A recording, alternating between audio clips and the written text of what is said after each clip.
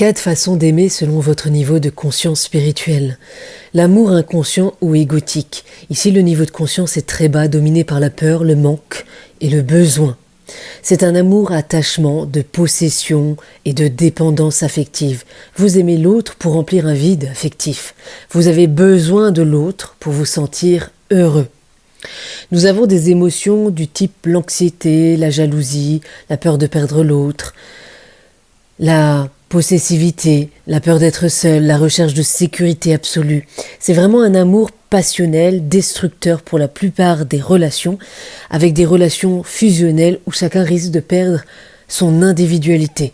Comprenez bien que c'est un amour qui est centré sur soi, où l'autre n'est qu'un outil, un moyen de combler un manque affectif. Ensuite, nous avons l'amour conditionnel ou rationnel.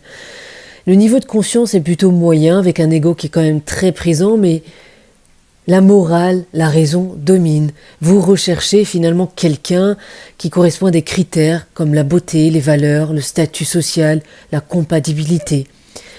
Vous aimez l'autre parce qu'il correspond à ce que vous recherchez, parce qu'il vous ressemble.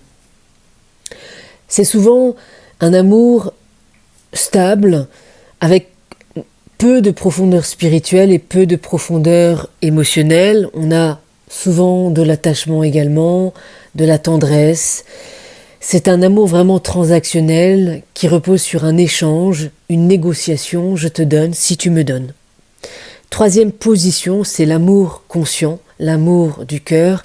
Ici, nous avons un niveau de conscience très élevé. L'ego commence vraiment à se dissoudre, voire est dissous totalement.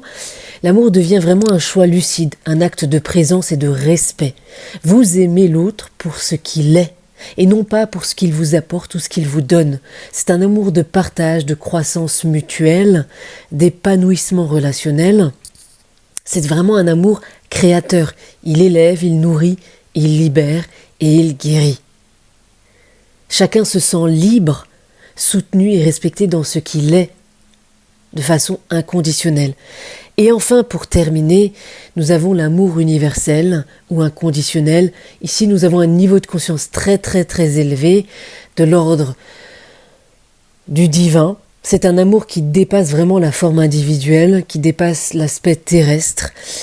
Vous aimez tout ce qui est, simplement parce que ça existe. C'est vraiment un amour très sage, qui est rare, et qui est de l'ordre de quelque chose de très humaniste, très divin. Alors dites-moi en commentaire, quelle est votre façon d'aimer ?